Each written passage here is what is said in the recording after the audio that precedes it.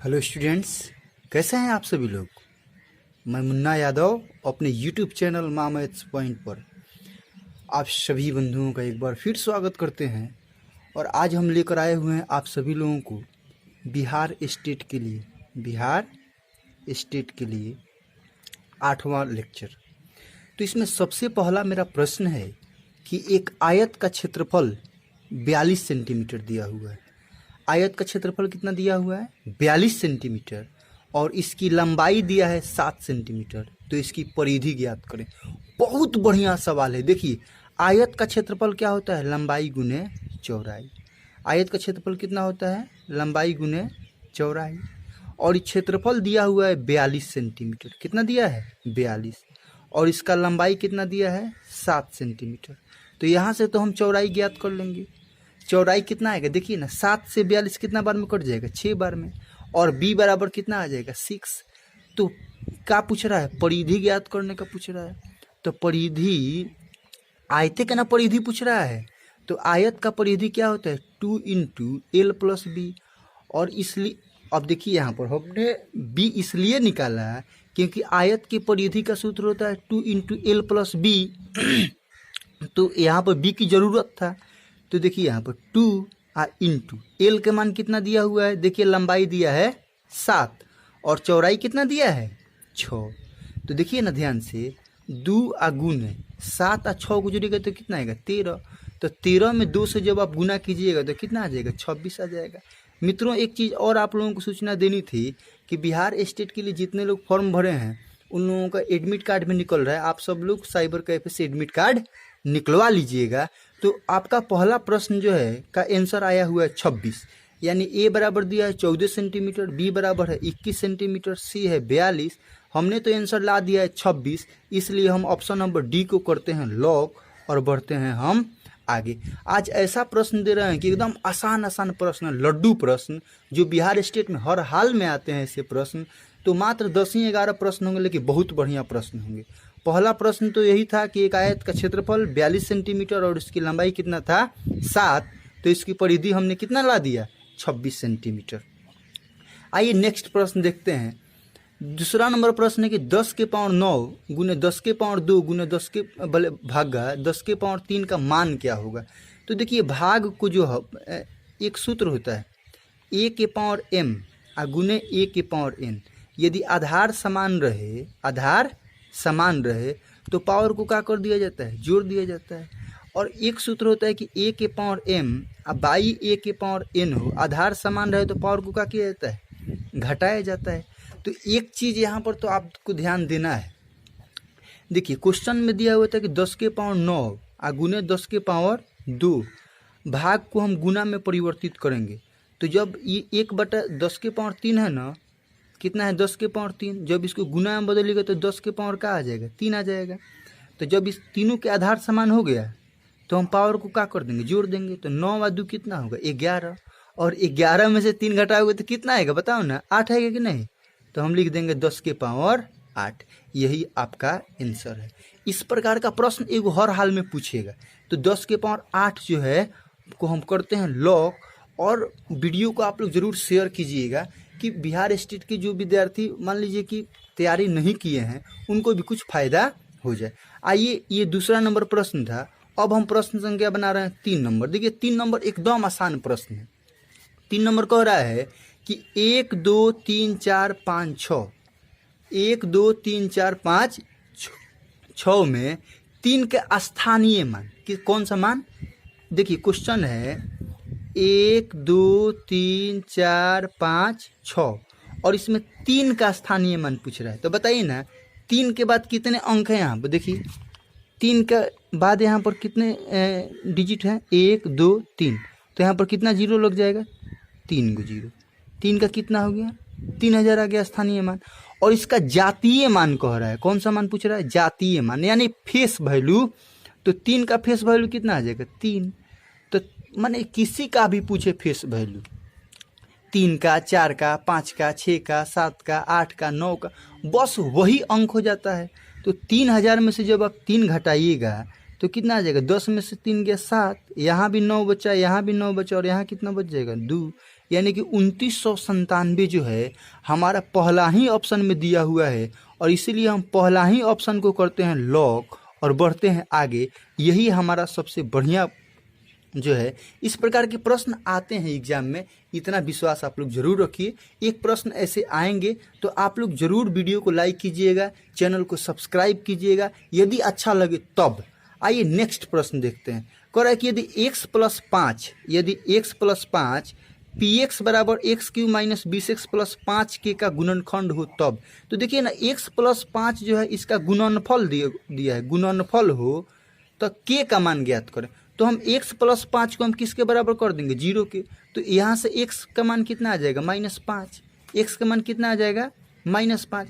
और x का मान जो हम -5 लाए हैं ना, उसी मान को इसमें हम पुट करेंगे। तो देखिए -5 के क्यू, -5 के क्यू आ -20 आ x के मान कितना रखेंगे, -5 आ प्लस 5 के आ इसको भी हम किसके बराबर कर देंगे, 0 के। तो -5 का यदि हम 3 बार गुना करेंगे तो क्या आएगा, -125। -20 में -5 से गुना करेंगे तो हमारा क्या आ जाएगा, 20 पच्चे 100 आ प्लस कितना हो जाएगा, 5 के आ बराबर क्या हो जाएगा, 0। तो -125 में से यदि 100 घटाएंगे तो कितना आएगा हमारा, -25 आ प्लस 5 के बराबर 0। तो 5 के बराबर कितना आ गया, 25। तो 5 से 25 कितना बार में कटेगा, 5 बार में। यानी k के मान हमारा क्या आया, 5। और k का ही ना मान ज्ञात करना था, तो k का मान हमारा 5 आ गया। तो ऑप्शन नंबर डी को कर देंगे लॉक, और यही आपका क्या हो जाएगा, आंसर। देखिए प्रश्न बनाने के क्रम में आप थोड़ा सा भी विचलित आपको नहीं होना है, खूब प्रेम से सभी क्वेश्चन को बनाना है, एकदम हर हाल में आप लोग सफल होइएगा। अब की बार का पेपर जो है ऑनलाइन होगा, तो आप लोग थोड़ा सा कंसंट्रेट होकर जो है टिक लगाइएगा। तो आइए नेक्स्ट प्रश्न हम लोग देखते हैं। नेक्स्ट प्रश्न है हमारा, देखिए प्रश्न बहुत अच्छा लेकर आए हुए हैं। पहला प्रश्न है कि बिंदु 2, -2, 3, -3, 4, -4 और 5, -5 किस चतुर्थांश में स्थित है। अब की बार का प्रश्न जो है हमने कोऑर्डिनेट से दिया है। तो ये कोऑर्डिनेट का देखिए, यह जो हमें खींचे हुए हैं, यह x एक्सिस है और ये क्या है, y एक्सिस। तो यह है आपका फर्स्ट क्वाड्रेंट, का हो जा रहा है फर्स्ट क्वाड्रेंट, और ये आपका क्या है, सेकंड क्वाड्रेंट, और ये है आपका थर्ड क्वाड्रेंट, और ये क्या है, फोर्थ क्वाड्रेंट। तो फर्स्ट क्वाड्रेंट में ऑल पॉजिटिव होता है, फर्स्ट क्वाड्रेंट में क्या होता है, ऑल पॉजिटिव। सेकंड क्वाड्रेंट में क्या होता है, एक होता है निगेटिव और एक होता है पॉजिटिव। और थर्ड क्वाड्रेंट में तो दोनों माइनस माइनस होता है। और फोर्थ क्वाड्रेंट में क्या होगा, प्लस होगा और एक क्या होगा, माइनस।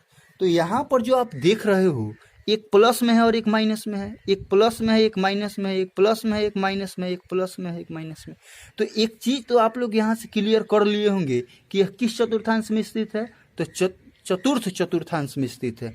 चतुर्थ, यहाँ पर चतुर्थांश लिखा गया है, किस चतुर्थ में है, तो चतुर्थ चतुर्थांश में है। किस चतुर्थांश में है, चतुर्थ चतुर्थांश में। ठीक है, तो यही है आपका चौथा प्रश्न या पांचवा प्रश्न, पांचवा है। आइए छठा प्रश्न देखते हैं।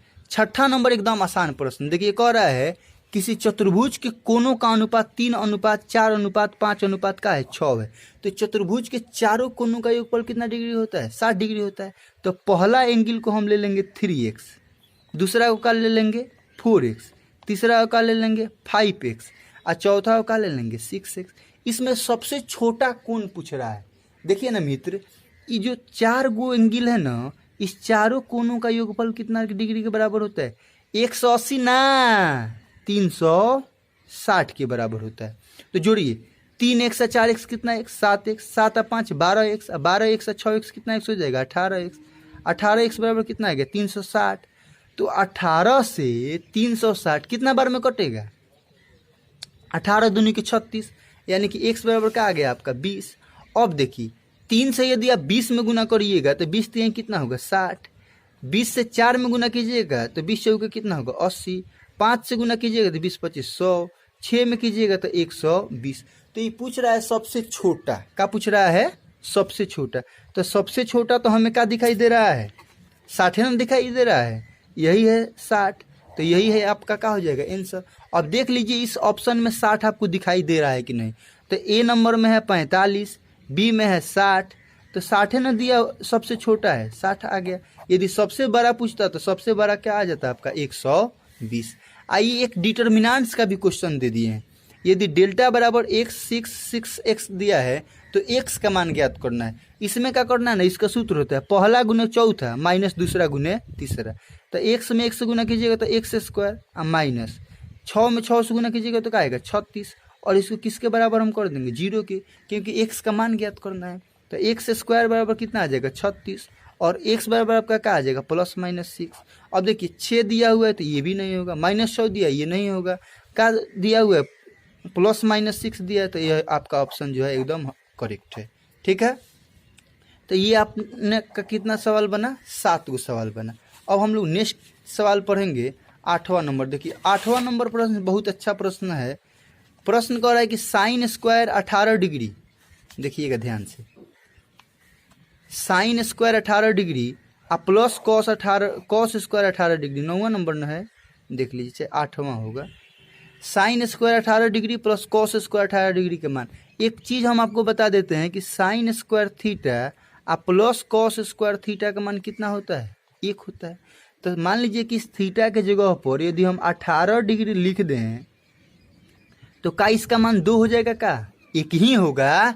साइन स्क्वायर थीटा और प्लस कॉस स्क्वायर थीटा का मान कितना होता है 1, इसलिए जो है हम 1 को करते हैं लॉग और बढ़ते हैं आगे। ये तो एकदम लड्डू प्रश्न था। ऐसा भी प्रश्न यदि छोड़ के आइएगा तो आपके पढ़ने से कोई फायदा नहीं है।